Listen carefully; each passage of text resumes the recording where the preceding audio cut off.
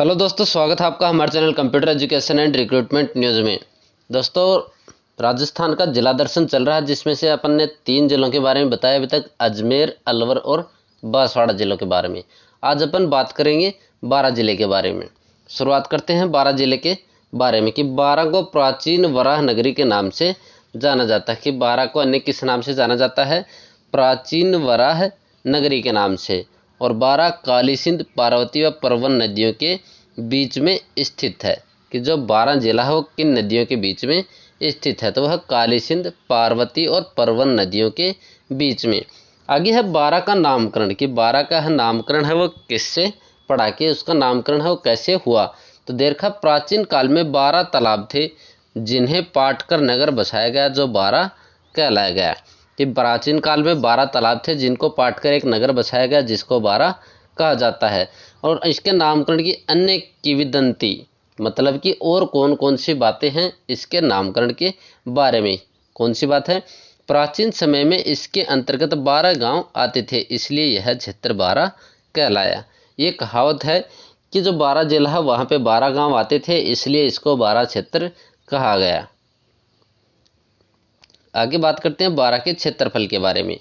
कि जो बारां का क्षेत्रफल है वो कितना है? वो है 6,992 वर्ग किलोमीटर। और इसका नगरीय क्षेत्रफल है वो 82.78 वर्ग किलोमीटर है। और जो ग्रामीण क्षेत्रफल है वो 6,909.22 वर्ग किलोमीटर है।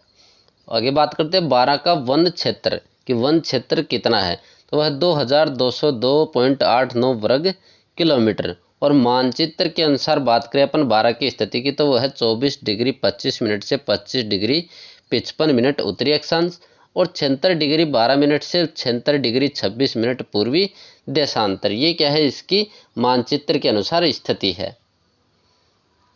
आगे बात करते हैं बारां में उपखंड कार्यालय। कि बारां में उपखंड कार्यालय की संख्या कितनी है? 6 है। और तहसीलों की संख्या 8 है। पंचायत समितियों की संख्या वो 7 है। और बारां में ग्राम पंचायतों की संख्या वो 215 है। आगे बात करते हैं विधानसभा क्षेत्रों की। तो बारां में विधानसभा क्षेत्रों की संख्या है 4। कौन कौन से हैं? अंता, किशनगंज, बारां अटरू और छबड़ा। ये 4 क्या हैं? विधानसभा क्षेत्र हैं। आगे बात करते हैं 2011 की जनगणना के अनुसार बारां की जनगणना के आंकड़े। कि बारां जिला है उसकी जनगणना के आंकड़े क्या हैं 2011 की जनगणना के अनुसार? तो इसकी कुल जनसंख्या वो कितनी है? 12,22,755, जिसमें से पुरुष जनसंख्या 6,33,495 और स्त्री जनसंख्या कितनी है? 5,88,810। और दशकीय वृद्धि दर की बात करें तो वह 19.7% और लिंगानुपात है इसका 929। जनसंख्या घनत्व की बात करें तो वह 175 और साक्षरता दर की बात करें तो वह 66.7%। और पुरुष साक्षरता है वो कितनी है? 80.4% और महिला साक्षरता है वो 52% है। आगे बात करते हैं बारां में कुल पशुधन। कि बारां में कुल कितने पशुधन है? तो वह 8,08,06। आगे बात करते हैं बारां जिले की। राजस्थान के एकीकरण के समय बारां जिला है वो कहाँ था? राजस्थान के कोटा जिले का भाग था। कि राजस्थान का एकीकरण हुआ उस टाइम पे बारां जिला था वो किसके अंडर में आता था? वो था कोटा जिले में। उसके बाद 10 अप्रैल 1991 को कोटा जिला से एक अलग जिला बना, जिसको बारां जिला बनाया गया। तो अपन ये बोल दें कि पहले कोटा के अंदर आता था बारां, लेकिन 10 अप्रैल 1991 से कोटा से अलग करके इसको अलग जिला बनाया गया। बारां राजस्थान के दक्षिण पूर्व में हाड़ौती क्षेत्र में आता है। और इसकी सीमा रेखा की बात करें तो बारां के पूर्व में मुरैना, शिवपुरी व गुणा जो कि मध्य प्रदेश में है, वह उत्तर पश्चिम में कोटा तथा दक्षिण में झालावाड़ स्थित है। तो यह है इसकी सीमा रेखा की स्थिति।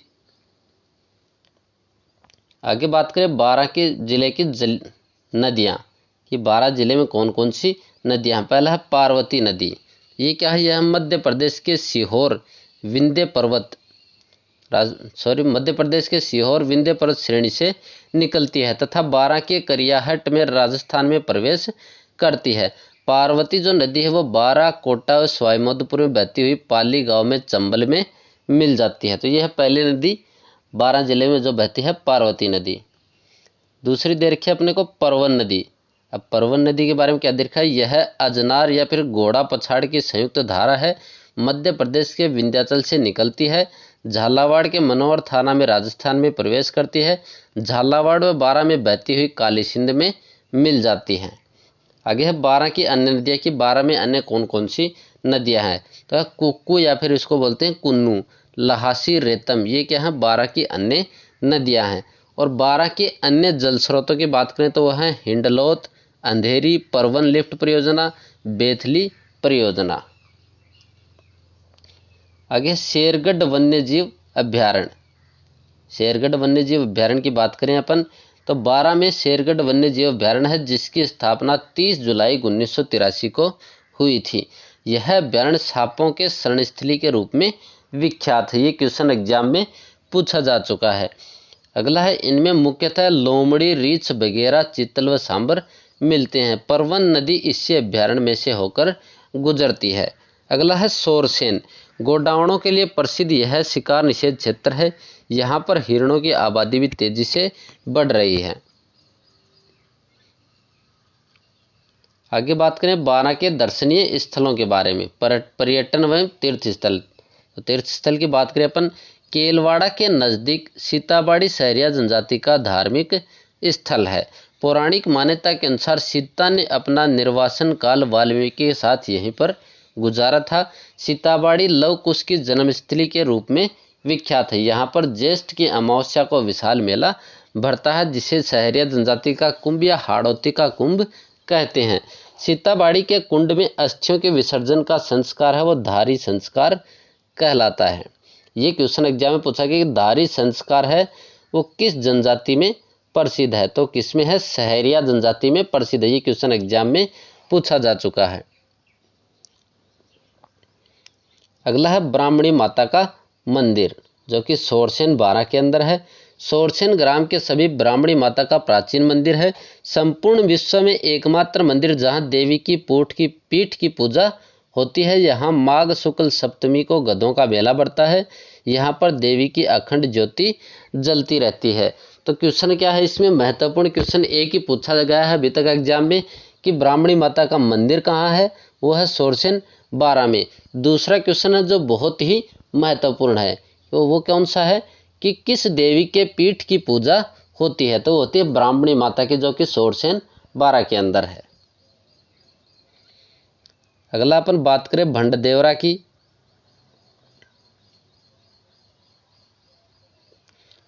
भंडदेवरा जो कि महत्वपूर्ण है, एग्जाम में इसके बारे में बहुत बार एग्जाम में पूछा जा चुका है। रामगढ़ के शिव मंदिर पर उत्कीर्ण मिथुन मूर्तियों के कारण इसका नाम भंडदेवरा पड़ा। खजुराहो शैली पर आधारित यहाँ पर 108 मंदिरों का समूह है। राजस्थान का मिनी खजुराहो इसे कहते हैं।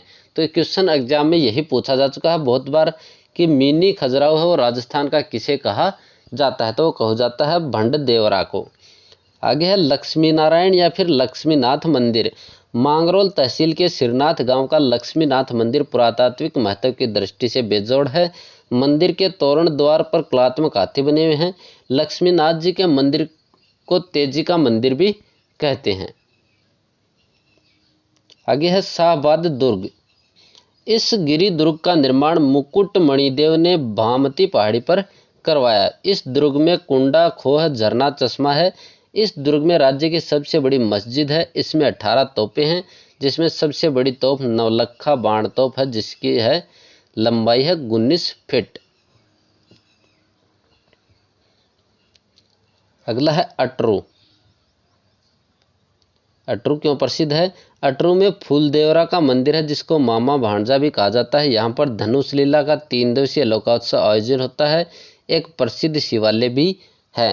क्वेश्चन पूछा गया है कि मामा भांजा का मंदिर कहाँ पे है, तो वह अटरू बारां के अंदर, जिसको कुलदेवरा का मंदिर भी कहा जाता है। यहाँ पे फूलदेवरा लिखा हुआ है, इसको कुलदेवरा बोला जाता है, जो कि मामा भांजा का मंदिर है।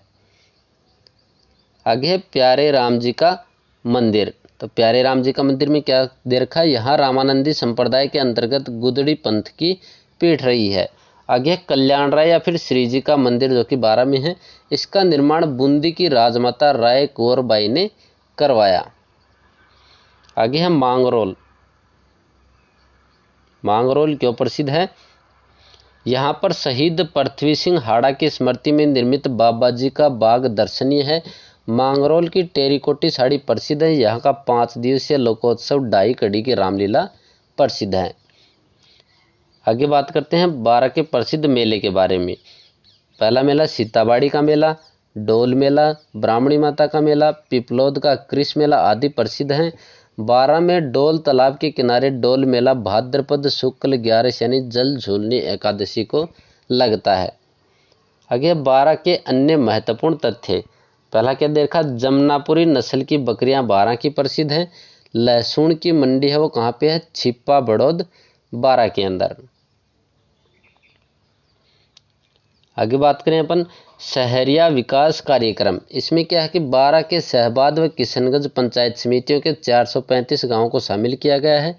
इसकी शुरुआत 1977 से 78 में जनता पार्टी सरकार द्वारा की गई। शहरिया जनजाति राजस्थान में सर्वाधिक शाहबाद व किशनगंज में निवास करती है।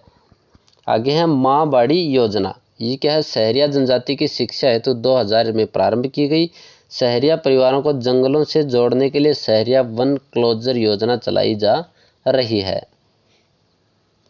आगे है रामगढ़। अब यह रामगढ़ क्यों प्रसिद्ध है? यहाँ लोहा और चुंबकीय गुण वाले पत्थर मिलते हैं। रामगढ़ को नासा ने एस्ट्रोलोबियम अर्थात तारों द्वारा दिया गया घाव माना जाता है। राजस्थान का प्रथम बायोमास संयंत्र भावगढ़ बारा में स्थित है। आगे बात करते हैं अपन छिपा बड़ौद की। कृषकों को उपज का उचित मूल्य दिलवाने हेतु विशेष मंडियां, लकड़ी की वस्तुएं, हाथ करदा कपड़े की बुनवाई छपाई हेतु प्रसिद्ध है। तो ये जो छिप्पा बड़ौद है जो कि बारा के अंदर है वो क्यों प्रसिद्ध है? कृषकों को उपज का उचित मूल्य दिलवाने हेतु विशेष यहाँ पे मंडियां हैं, लकड़ी की यहाँ पे वस्तुएं मिलती हैं, हाथ करदा कपड़े की बुनाई हेतु प्रसिद्ध है। राजस्थान का तीसरा सबसे बड़ा बिजली घर है वो कहाँ पे है? छबड़ा बारा के अंदर स्थित है। राजस्थान में अफीम की खेती के लिए बारा प्रसिद्ध है। आगे बात करें अपन शेरगढ़ दुर्ग का नाम पूर्व में कोसवर्धन दुर्ग था जिसे शेरशाह सूरी ने बदलकर शेरगढ़ रखा। मसूरिया साड़ी के लिए प्रसिद्ध स्थान है बारा। प्राकृतिक गैस पर आधारित विद्युत संयंत्र है वो कहाँ पे है? अंता बारा के अंदर। ये क्वेश्चन एग्जाम में पूछा जा चुका कि प्राकृतिक गैस पर आधारित विद्युत संयंत्र कहाँ है? तो वो है अंता बारा के अंदर। रेलावन व दुगारी बारा में 2400 वर्ष पुराने सभ्यता अवशेष प्राप्त हुए हैं जो आहड़ संस्कृति के समकालीन माने जाते हैं। ये हैं कुछ महत्वपूर्ण बातें बारा जिले के बारे में।